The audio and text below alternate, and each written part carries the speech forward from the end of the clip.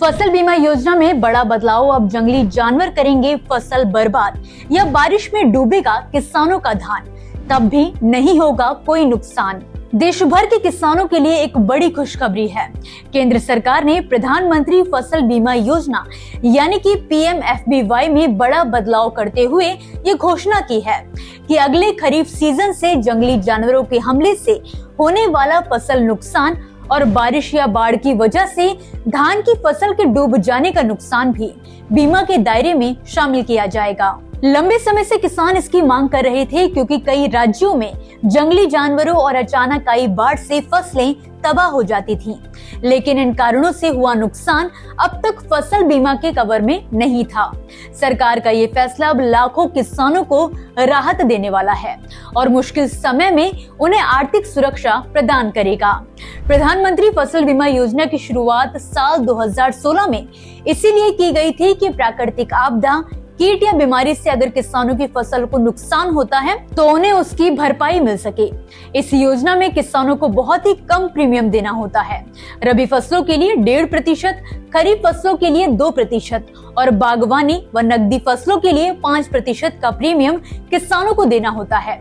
बाकी का प्रीमियम का खर्च केंद्र और राज्य सरकारें मिलकर देती हैं। हालांकि जंगली जानवरों द्वारा फसल नुकसान की घटनाएं बीमा के दायरे में अब तक शामिल नहीं थी, जिसकी वजह से किसानों को अक्सर भारी आर्थिक नुकसान झेलना पड़ता था। अब सरकार ने इस समस्या को गंभीरता से लेते हुए इसे लोकलाइज्ड रिस्क के अंतर्गत एक नए एड ऑन कवर के रूप में शामिल कर लिया है। राज्यों को ये तय करना होगा कि किन जंगली जानवरों को इस दायरे में रखा जाएगा और किन क्षेत्रों को जोखिम क्षेत्र घोषित किया जाएगा। जैसे कई राज्यों में हाथी, जंगली सुअर, नीलगाय, हिरन और बंदरों जैसे जानवर फसल को भारी नुकसान पहुंचाते हैं, खासकर उन इलाकों में जो जंगलों, पहाड़ी क्षेत्रों और वाइल्ड लाइफ कॉरिडोर के पास स्थित हैं। सरकार के इस फैसले से इन क्षेत्रों के किसानों को बड़ी राहत मिलने की उम्मीद जताई जा रही है। योजना के तहत किसानों को ये ध्यान रखना होगा कि अगर फसल का नुकसान होता है तो उन्हें 72 घंटों के अंदर इसकी जानकारी क्रॉप इंश्योरेंस ऐप पर फोटो के साथ दर्ज करानी होगी।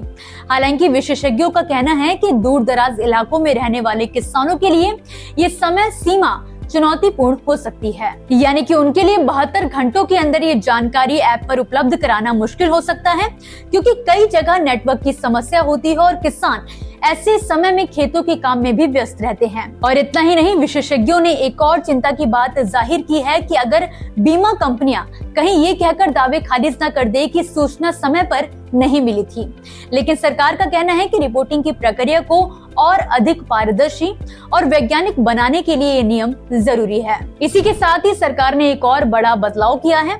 भारी बारिश या नदियों के उफान से धान की फसल के डूबने की समस्या कई राज्यों में आम हो गई है।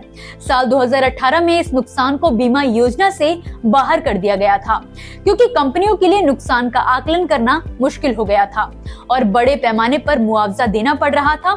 लेकिन इसके बाहर होने की वजह से बाढ़ प्रभावित क्षेत्रों के किसानों को सुरक्षा नहीं मिल पा रही थी। अब सरकार ने धान के डूबने से होने वाले नुकसान को फिर से योजना में शामिल कर लिया है।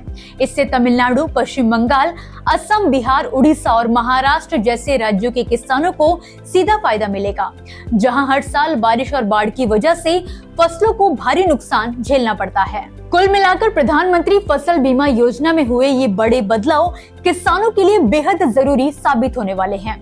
जंगली जानवरों के हमले और धान की डूबी फसल को बीमा सुरक्षा में शामिल करने से किसानों को एक और मजबूत आर्थिक सुरक्षा कवच मिलेगा और उनकी लंबे समय से चली आ रही चिंताएं काफी हद तक कम होंगी। तो दोस्तों, इसी के साथ फिलहाल के लिए इस जानकारी में बस इतना ही। आप मुझे दीजिए इजाजत और इसी तरह खेती किसानी से जुड़ी ताजा अपडेट्स के लिए आप देखते रहिए किसान इंडिया। धन्यवाद। सर का पसीना जब माथे को आता है वो किसान है जो अपने दम पर फसल को उगाता है। आन है, बान है, शान है, किसान है। किसान इंडिया, चलेगा हल, बढ़ेगा बल।